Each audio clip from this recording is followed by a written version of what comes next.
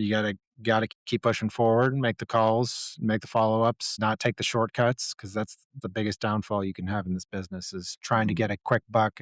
You can't chase money, you gotta chase relationships. From cornfields to high rises, office to industrial, houses to hotels, and every other asset class in real estate, we cover the people, the projects, and the profit. Welcome to the Investing in Iowa show. This show is for go-doers, action takers, and business owners. It's for people like you who are sick of Uncle Sam taking a huge bite of your apple. If you're looking to get ahead of what's taking place in Iowa, learn who is doing what, and how you can get in on the action, you're in the right place. Hosted by Neil Timmins, an Iowa native who has been involved in over $300 million in real estate right here in Iowa. Recording in studio from West Des Moines. Here's your host, Neil Timmins.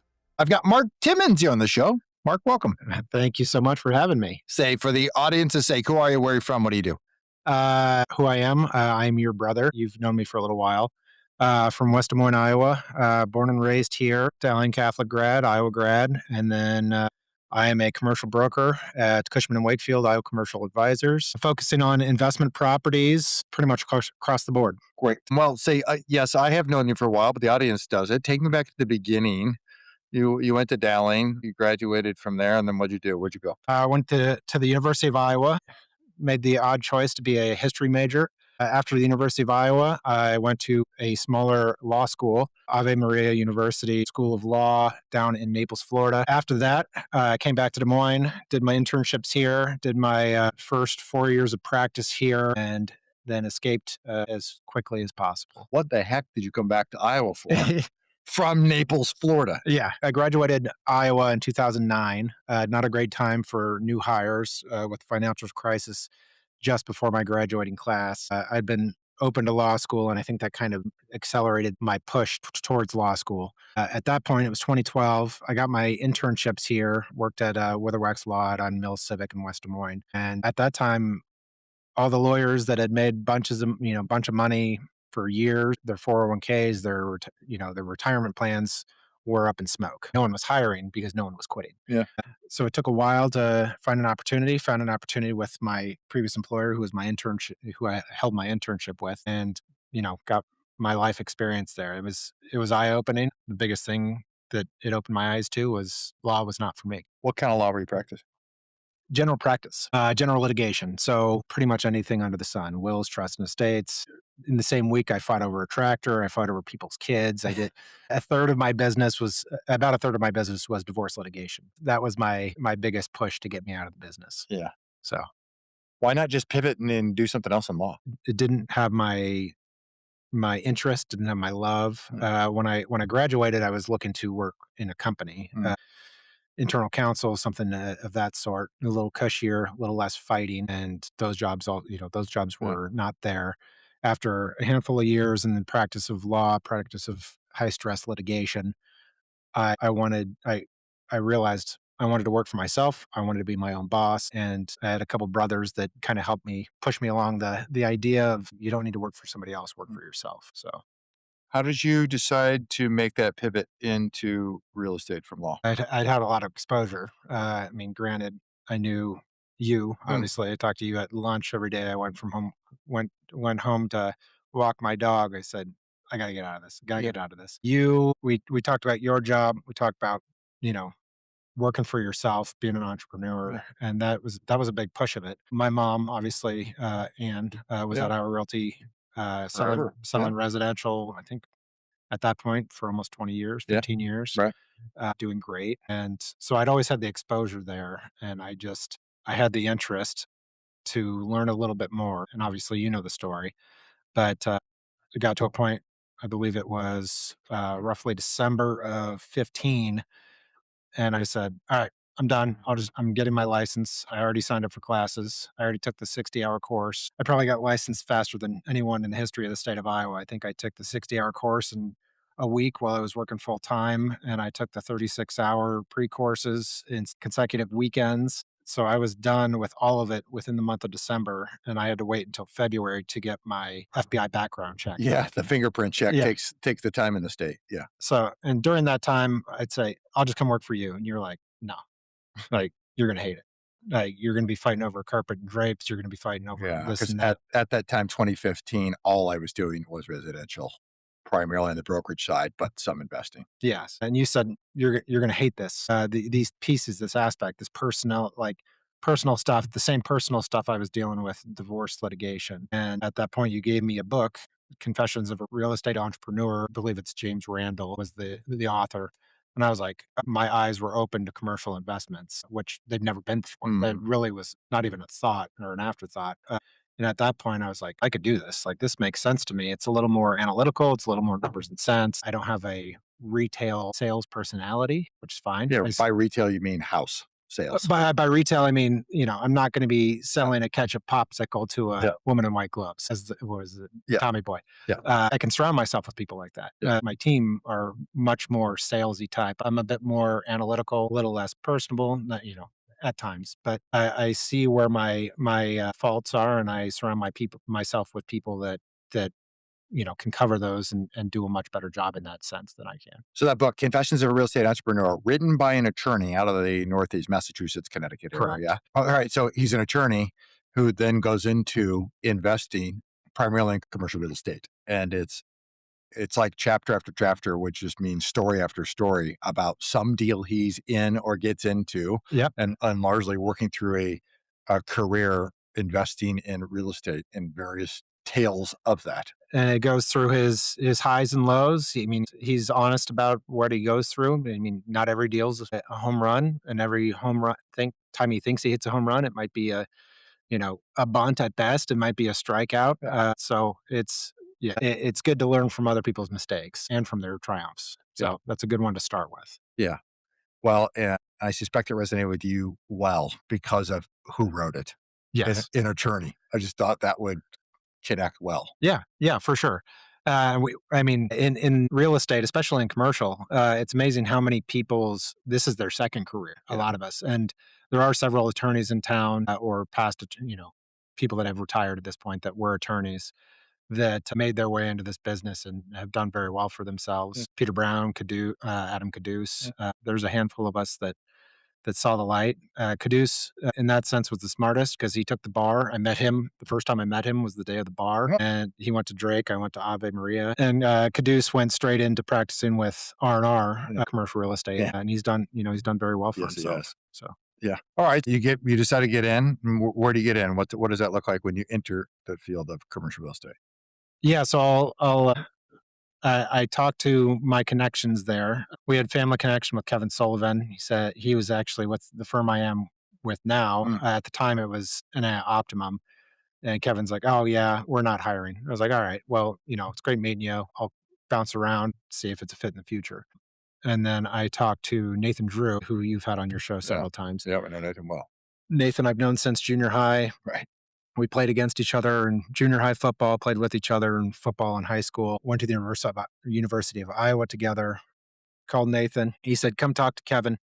There's definitely some stuff you can learn here, pros and cons." He Yeah. kind of walked me through the business and took me on almost like a job shadow. And I was intrigued. I wasn't intrigued with lots and land. He's great in his niche, but Yes, that's he is. not a niche that I wanted to go Yeah. along with. And I talked to another brokerage, and they didn't even bother to read my resume before they interviewed me. They're like, "Oh, we don't have a job." And I was like, "Well, your team said might be a good fit since I went to law school." And they're like, "Oh, you went to law school? You practice law?" I was like, "Yeah, we're good. Yeah. I'm gonna go back." You're right. We're Yeah. not a fit. Yeah, we're not a fit. I completely agree. So I went back and worked with a bit of musical chairs there. Which seems like it happens inside the commercial industry, probably more routinely than the residential industry. For sure. So cut my teeth there, learned the kind of sink or swim mentality. I went in with the mindset of I'm never working for anybody, which at the time was completely. I mean, there wasn't going to be any other way. Looking back, I wish I would have found somebody that could have kind of taught me the ropes and You're saying into a team structure. team structure Mm. for sure. Because you by yourself early in your career, you're not going to make much money. But I was motivated. I knew what I wanted. I just knew that it would take me some time Yeah. to get that ball rolling. So. Yeah. All right. So you're there. What was the first year like? Oh, it was rough. I Yeah. know. It was good from really understanding who I am as a individual and entrepreneur, learning the ropes. when I don't understand something, I read about it, and I'll read 10 books about it. It might take me 5 months to be able to put some of that to use situationally, but I'm going to read anything in front of me to try to provide me any ammo for an opportunity that I get to. What'd you So work on the first year? I worked on mostly retail at that time. So retail, smaller office. I think I got 6 deals done. I probably made 15, $16,000. Yeah, big money, no Big money. whammies. Yeah. So the intent was to build my experience to do what I want to do. Yeah, And I've been in the business for about 10 years now, and it takes some time, especially if you don't have that person holding your hand or keeping you accountable. I'm my own boss. I keep yep. myself accountable, and just took some time. But we had some big wins along the way, and just you gotta keep pushing forward, make the calls, make the follow ups, not take the shortcuts, because that's the biggest downfall you can have in this business is trying to Mhm. get a quick buck. You can't chase money; you got to chase relationships, and that was something that I actually did get from my practice of law. Is one case is not going to make you rich. One rich client will make you rich, or you know help you push you along the way. Sure. So Yeah.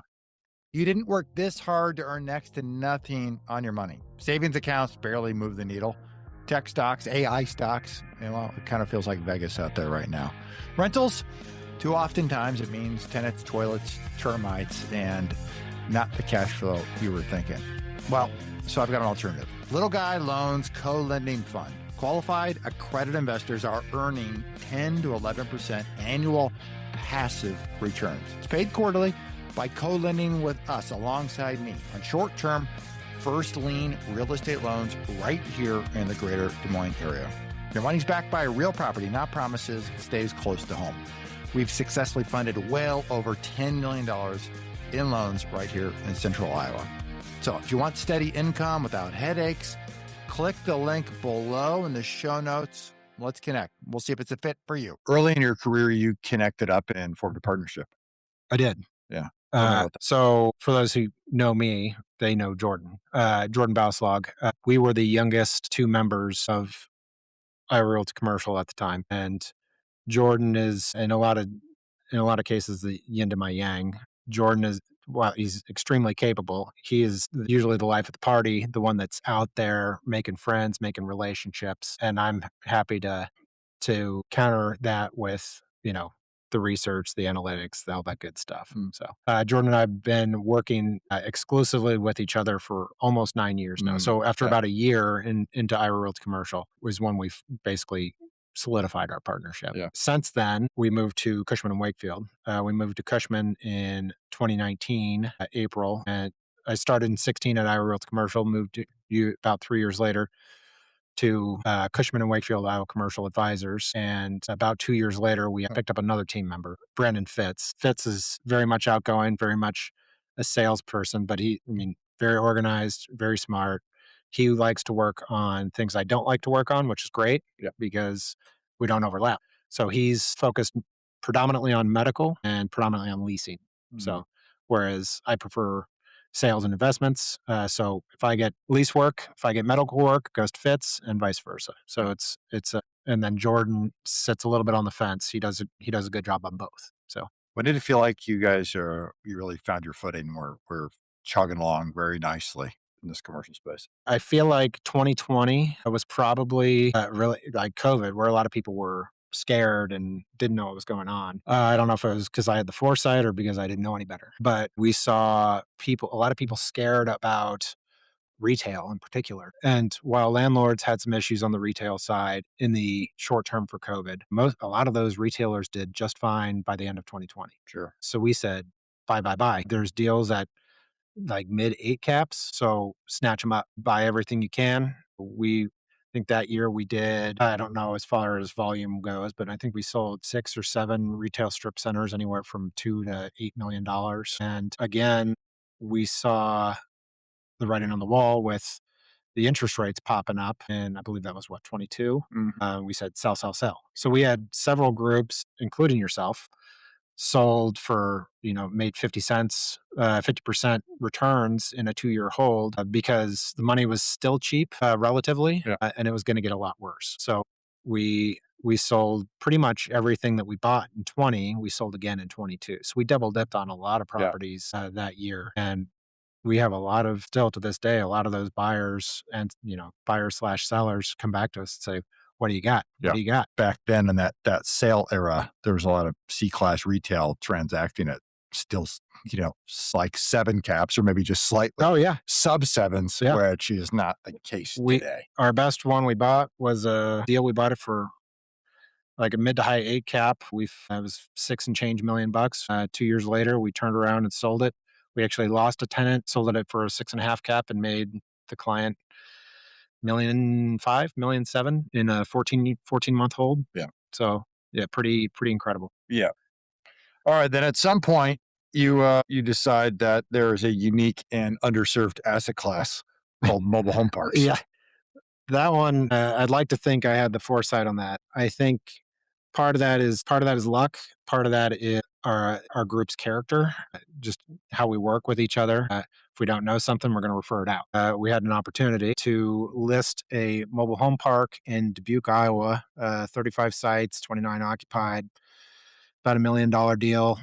This was in the dark times of, was it 23, when interest rates went through the roof, nothing selling on the investment side. And we tried to refer to Joanne Stevens. And Joanne, we always refer to her as the queen of mobile home parks, especially in Iowa, but I mean, predominantly, really Midwest and nationally. Yeah. And we tried to refer to her. And she said, I'm kind of slowing down a little bit, but I can show you, we can deal with the underwriting. We can do it together, show you how to do it, and then chase it and see how it goes. And so we underwrote the deal, brought it to market, and I didn't think anything of it. 5 days later, we had, I think, 8 offers on the deal, which was just incredible at that time because interest rates were terrible. Interest rates were in that industry were probably north of 7, and we're selling an 8 cap.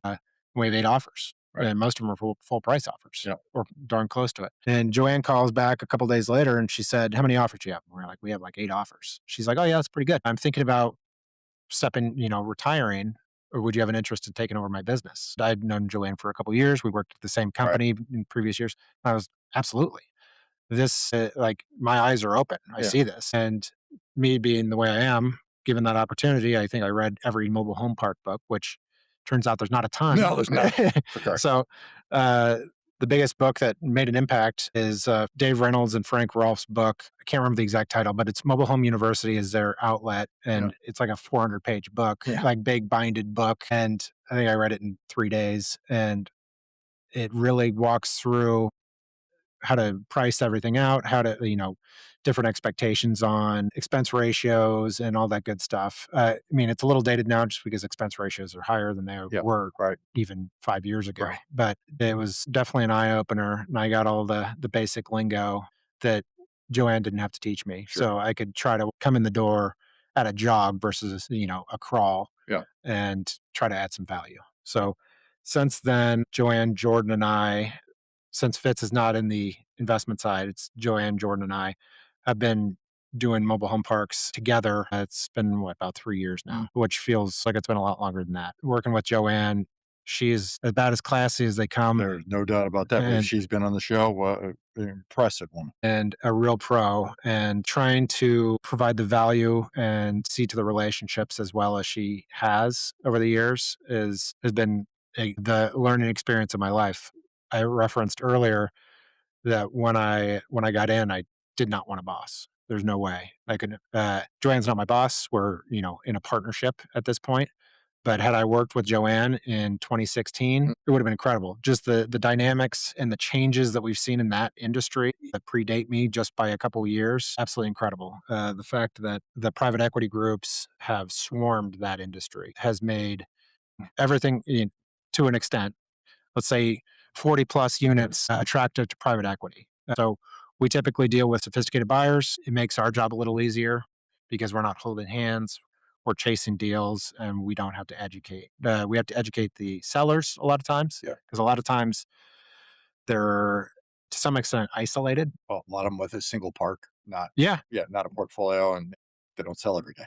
No, they don't sell every day. And the biggest issue is they don't know what kind of value they're sitting on. Correct. A lot of these people inherited their parks. So dad was in construction, built this park in the 1980s, kids 1, 2, and 3 pick up the park. They may have been gone for 20 years and come back home and they help run the park. And then unfortunately, mom or dad passes away. They inherit this property. They don't know what the value is. Right. So we see there's a lot of off-market transactions in that industry where seller is uninformed and buyer is private equity. So they know everything about it. They know everything about the industry. They know where the rates should be. And our job, and at least in those relationships, is to try to jump in on if we can rep mom and pop. That's fantastic. We can say, hey, it's not worth X, it's worth X plus another 50%, 100%, 150%. I mean, there's a lot of times where people undervalue assets by the worst I've seen is 300%. Wow. So, Yeah, it's incredible the dynamics inside of that business and the level of money associated in that vertical that very few people know about or understand. It's incredible. The BlackRocks, Apollos, every big name that you guys see that own millions, billions, trillions of dollars of real estate, they're in that industry. They're just not loud about it. Yeah. All right. Well, I get asked routinely when I go to all sorts of industry events, when is Mark going to be on the show? And I'm impressive. I say that tongue in cheek, of course.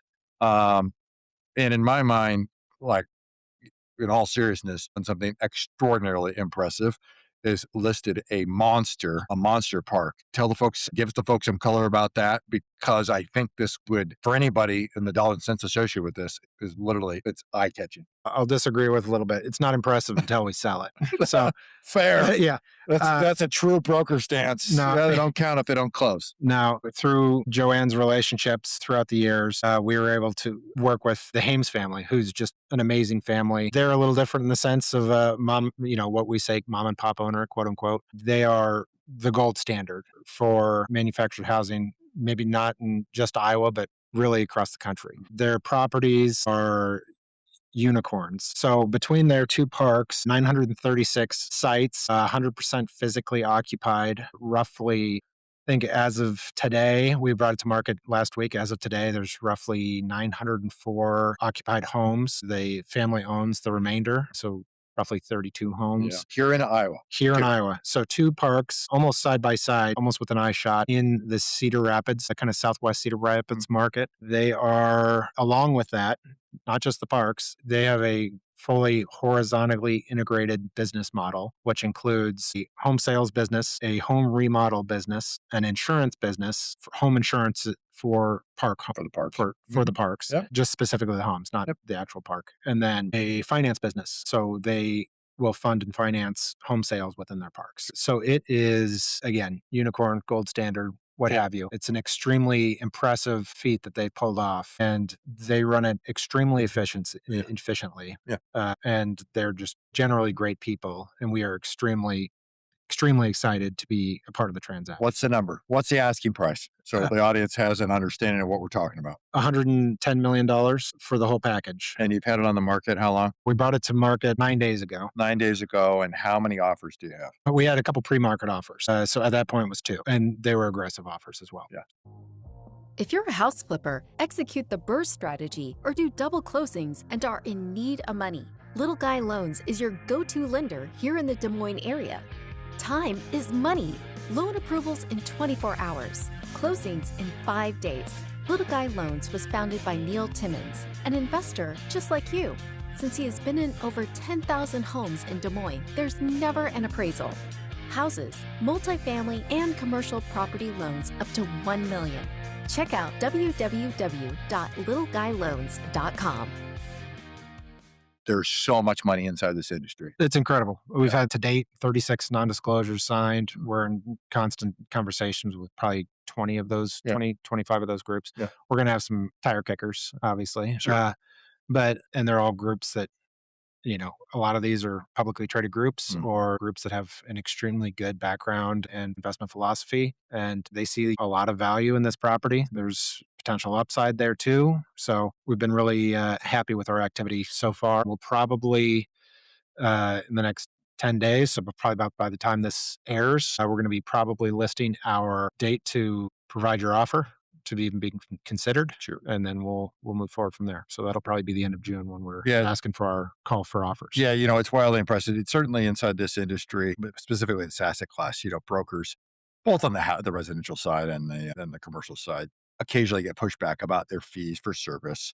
And at the end of the day, it's about the value one adds. And I think inside the mobile home park realm, there is so much value that can and is added with proper counsel For sure. because there are just so many moving parts. And as you said, the people just don't have any real conception in many cases what these things are worth. And part of that is the level of transactions that take place off market.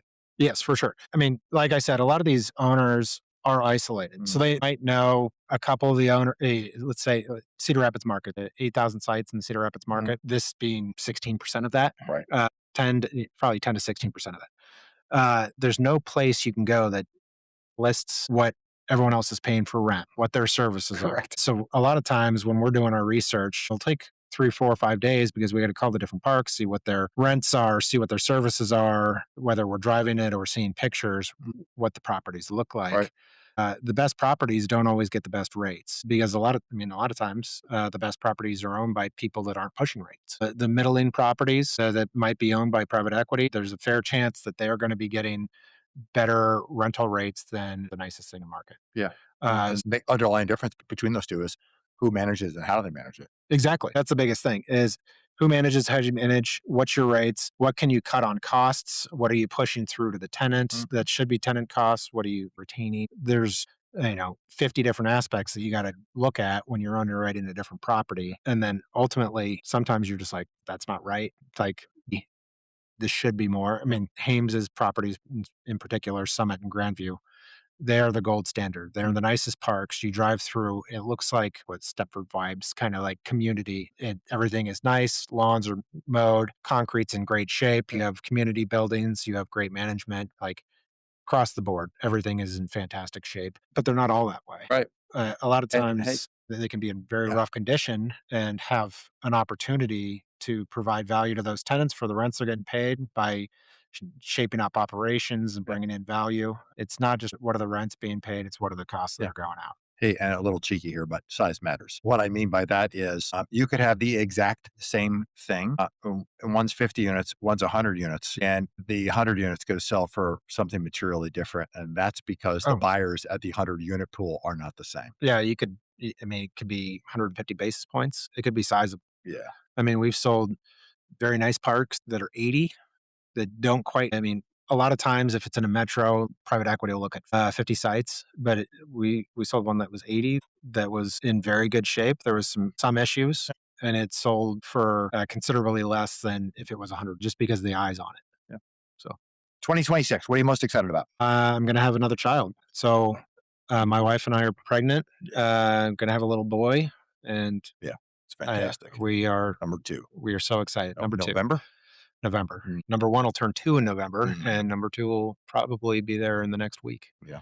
So we're blessed. So Yeah. can't wait. It's fantastic. Selling this property would be nice too. But we'll say number 2, child, Mark, you ready for the final 3 questions? maybe. We'll If see. you had one piece of advice for your 20-year-old self, what would it be? Go to law school, don't practice law. What benefit is derived as a result of going to law school? Your association with contracts, really figuring out what you're negotiating. What are your 5, 10 points of contention? So typically when I walk into a negotiation, I know I have the things listed out. So these are our pressure points. What can we give? What can we take? What's a non-starter? What's a deal killer? I would definitely say if you're going to law school, do your internships for litigation, get more exposure on the real world in that sense, because it is definitely different than reading a book about somebody negotiating a contract. But for sure, there is definitely exposure there that I've utilized to my benefit over the years. Okay, so that's for your 20-year-old self, but let's say you're a 20-year-old today. Can't Claude just do it? Oh. There's an argument out there that I hear made from my peers who have kids, about the same age as my kids going, yeah, dude, I'm not sending my kid to law school. They're going to use AI and a bunch of attorneys are going to get replaced. But what say you? Relative to the thinking, the line you just went down. I mean, critical analysis is more important for, we use Claude. I love Claude. It's a tool. It's not a solution. So critical analysis on negotiate, it's not going to negotiate for you. Are you going to call Claude and say, hey, can you talk to this guy for me? It'll provide you options. It'll provide you context, but it's never going to be able to give you the life experience to make a critical decision that, may cost your client hundreds of thousands, if not millions of dollars. So you really have to do the hard work and use Claude as a tool, and that because that's all it is. It's not going to do your job for you. It will help you do your job better. 2 books that changed your life. I would say, I mean, we could easily say Confessions of a Real Estate Entrepreneur. That kind of pushed me on the route that I am today, and I would never turn back. I love what I do, the lifestyle associated with it. I love that that I'm not practicing residential real estate or law because the lifestyle's better. I can golf. I can see my wife and kid, soon to be kids. Yeah. And that's something that both of those professions would have infringed on. If you were cast away, Second book. there you go. Second book. I was already moving on. Yeah. Come on. I would say, I think everyone else said Rich Dad, Poor Dad. Probably the same answer. It definitely changed my opinion on, in our job, we don't have a matching 401k. We don't have this and that. It changed my mind on, being rich, quote unquote rich versus having wealth. And I think that's important because especially in our industry, not having that support structure, not having the 401k match, not having all that good stuff, you might have a bad year. You need income. Right. Well, you should have made those investments, make sure that that income's coming. So if you were cast away on an island for a year, you can only get 3 pieces of data each month about your business. What 3 things must you know every month to know how your business is running? I would say lead report, another generic, probably lot rents in different markets, and then probably interest rates, honestly. That's Interest rates, the idea behind that being that would give you an idea from a cap rate perspective. I mean, a lot of times, a lot of the deals we sell are below, or they're going to be never negative leverage. So, but it's how negative really is what it comes down to.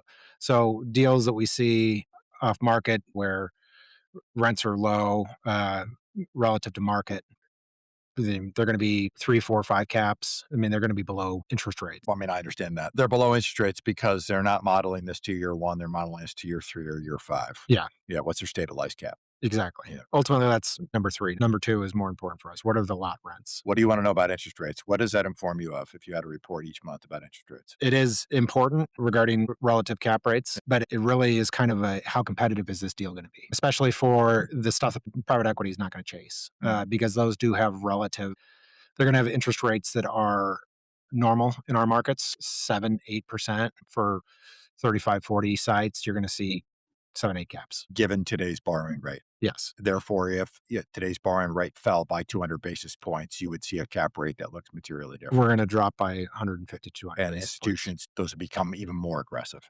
Exactly. Okay. Understand there. Mark, I asked lots of questions. What's one question I did not ask that I should have asked? Got nothing. I think we covered quite a bit. Lazy response. Yeah. Well, you didn't ask if I wanted a beer when I walked in, which was rude. That is true. I am sad to say. You have a giant refrigerator and there's like 6 bottles of water and I think there's literally nothing else. It's true. Yeah. There might be 5 ice cubes in the freezer and nothing else. So just various states of water. Yes, we do have room temperature water here as well. I know, that's what I picked. This has been a great conversation. I appreciate you taking the time. For people they want to find you, follow you, connect with you, where can they go? What should they do? Just look for me on LinkedIn, Mark Timmins, and Iowa Commercial Advisors is our website. We've got a great team. So if it's not me that's a fit, pick one of the other guys, the industrial guys, the office guys. Everyone does a great job. Links are below in the show notes, everybody. Mark, thanks for being here. Thank you so much. Thanks for listening. If you're enjoying the show, may I ask a favor of you? Naturally, subscribe so you never miss an episode. But would you rate and leave an honest written review on Apple Podcasts? It does a lot for us here at the show, and I appreciate reading your thoughts. Great guests make for a great show.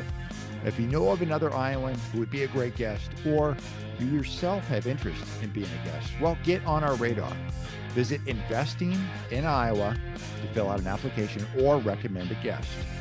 And if you want to connect with me one-on-one, go to LegacyImpactInvestors.com. Click on the Invest With Us button in the top right corner, and there you can pick a time for the 2 of us to get on the calendar and connect. Until next time, keep investing in Iowa.